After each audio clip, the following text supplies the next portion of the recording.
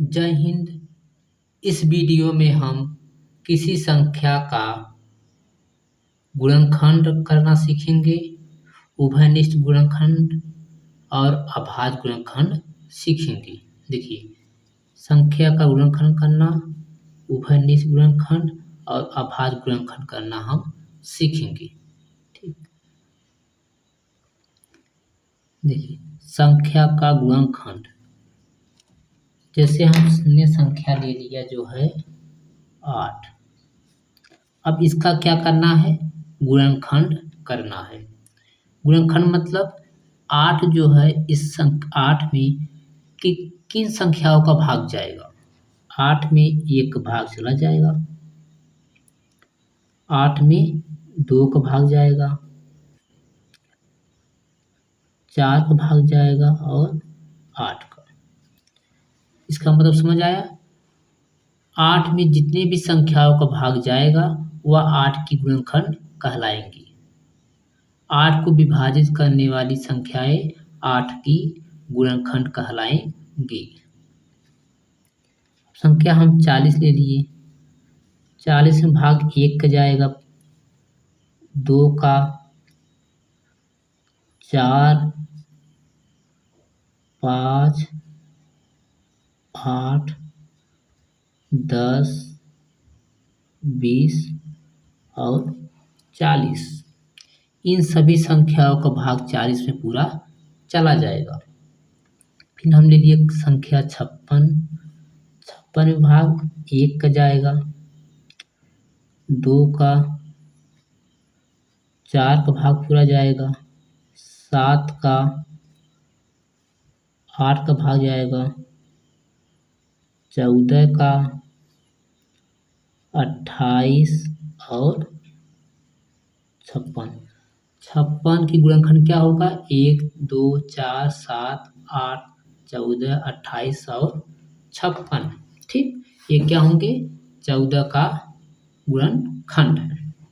देखिए, इसमें आप एक चीज नोटिस किए होंगे कि एक सभी में है, यहाँ भी है, यहाँ भी है और यहाँ भी है। इसका मतलब क्या हुआ? एक सभी संख्याओं का गुणनखंड होता है।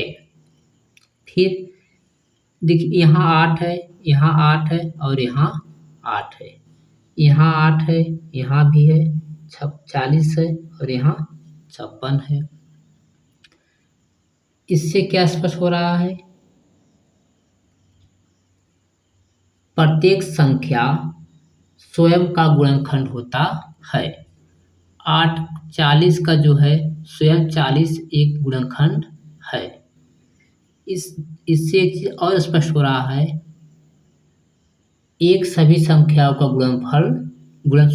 एक सभी संख्याओं का गुणनखंड है और एक किसी भी संख्या का सबसे छोटा गुणनखंड होता है तथा उस संख्या का सबसे बड़ा गुणनखंड वह संख्या स्वयं होती है। ठीक, अब इसका परिभाषा अगर कहना चाहे गुणनखंड क्या होता है?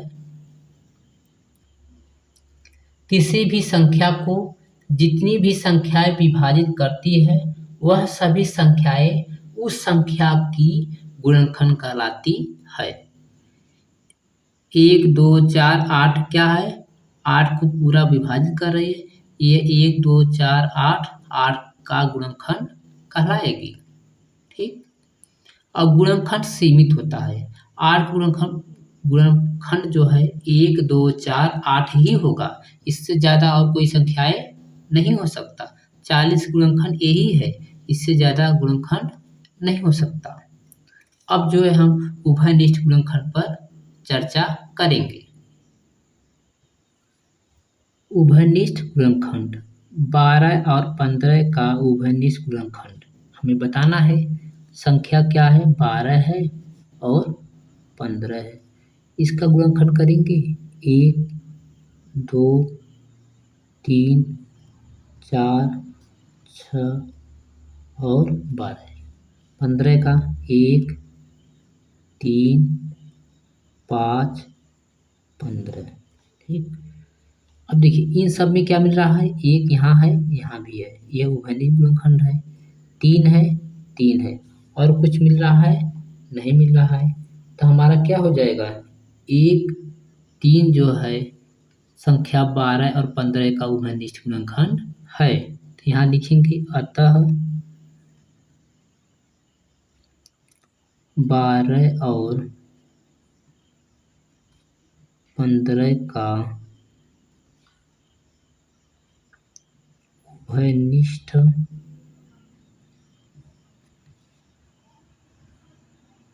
गुणनखंड 1 3 है। अतः 12 और 15 का उभयनिष्ठ गुणनखंड 1 और 3 है। एक उदाहरण लेकर और समझेंगे। 12 का गुणनखंड क्या होगा,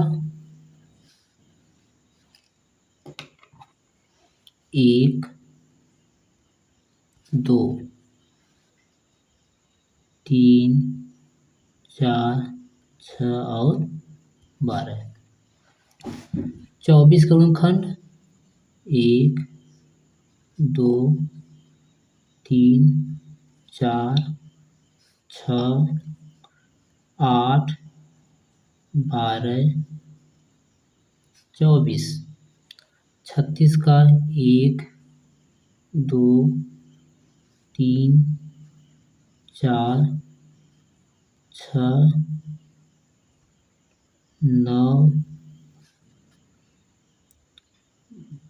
12 18 36। अब देखिए इन तीनों जो है, एक मिल रहा है कॉमन है, 2 कॉमन है, 3 है, 4 भी है, 6 भी है और 12 भी है। ठीक, यहाँ हम क्या लिखेंगे, अतः 12 24 और 36 के उभयनिष्ठ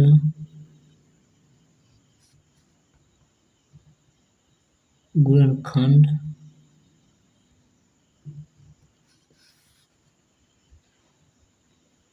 1 2 3 4 6 12 है।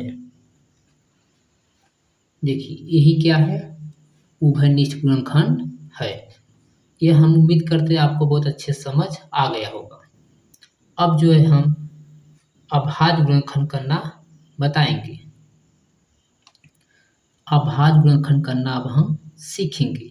हमने संख्या लिया है 18 15 और 45।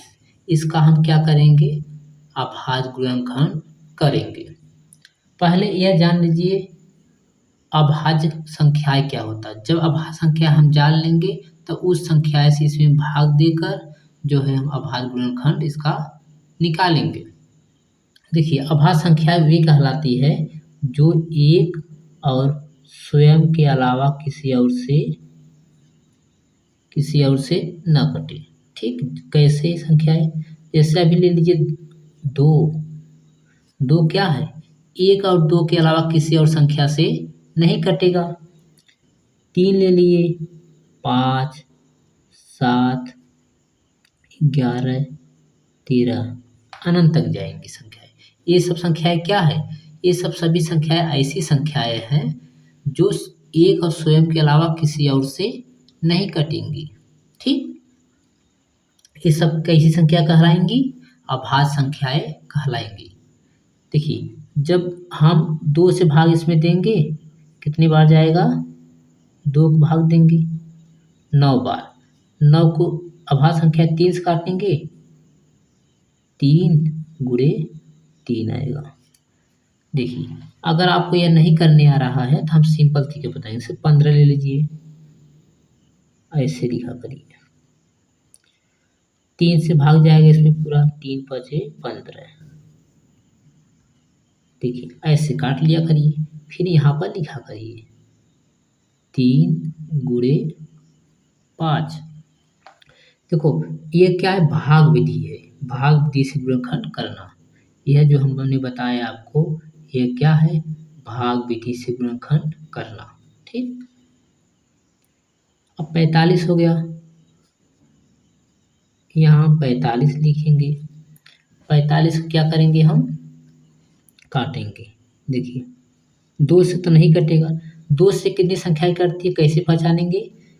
देखिए जिन संख्याओं का लास्ट में 2 हो, 0, 2, 4, 6 और 8, अगर इतना है लास्ट में तो वह 2 से कट जाएगा। देखिए जैसे यहाँ लास्ट में क्या था, 8 है, आगे सबसे नहीं मतलब, आगे 2 हो, 3 हो, 7 हो, कुछ भी संख्या हो तो वह 2 से कट जाएगा। जैसे लास्ट में क्या है, 5 है, इसमें है 5 नहीं है तो इसका मतलब 2 से नहीं कटेगा।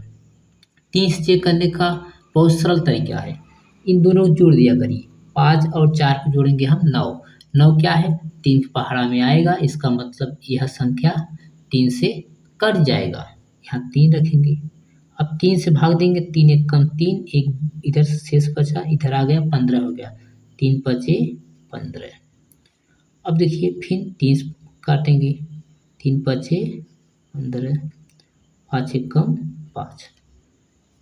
ठीक, अब देखिए 45 का अभाज्य गुणनखंड क्या है, 3, 3 और 5 है, 3, 3 और 5। इसका गुणा करने में भी यही आना चाहिए। देखिए 5 तिहाई 15, 15 तिया 45, 5 तिहाई 15, 3 तिक्का 9, 9 दूनी 18। ये क्या है, अभाज्य गुणनखंड है।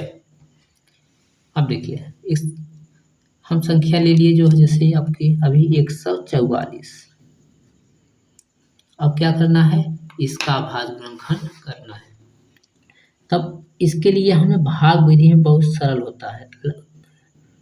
144 में जो है, देखिए लास्ट में क्या 4 है, 2 से भाग दीजिए, क्योंकि हमने बताया था यहाँ 2 सते 14, 2 दूनी 4, फिर 2 से काटिए, 2 तिहाई 6, 2 छंग 12, फिर 2 से काटेंगे 18, फिर 2 से काटेंगे 9, 9 3 से आपको भाग 3 बार जाएगा, फिर 3 को 3 से एक बार में काट देंगे।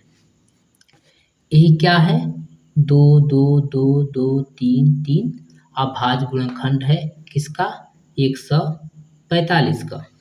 यहाँ लिखेंगे 2, 2, 2, 2, 1, 2, 3 4 बार है, 3 और 3। इससे हम इस तरह भी लिख सकते हैं, 2 कई बार है, 1, 2, 3 4 बार है, 2 घाते 4 गुणे 3 कई बार है, 2 बार, यहाँ घात 2। यह भी हमारा सही है, यह भी। हम इसे दोनों तरीके से लिख सकते हैं। इससे गुणन अगर कहेगा जो है भाग विधि से गुणनखंड निकालिए तो ऐसे निकालेंगे, हम लिख देंगे। वैसे तो हमने भाग विधि गुणनखंड करना यही बताया, यही क्या है हमारा, भाग विधि से गुणनखंड करना है।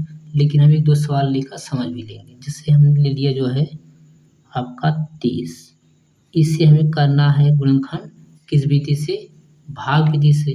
तब क्या करेंगे, हम जो है पहले 30 लिखेंगे, अब 2 से भाग देंगे, 15 आ गया, 15 को भाग देंगे 3 से, 5 आ गया, 5 को भाग देंगे 5 से, 1 आ जाएगा।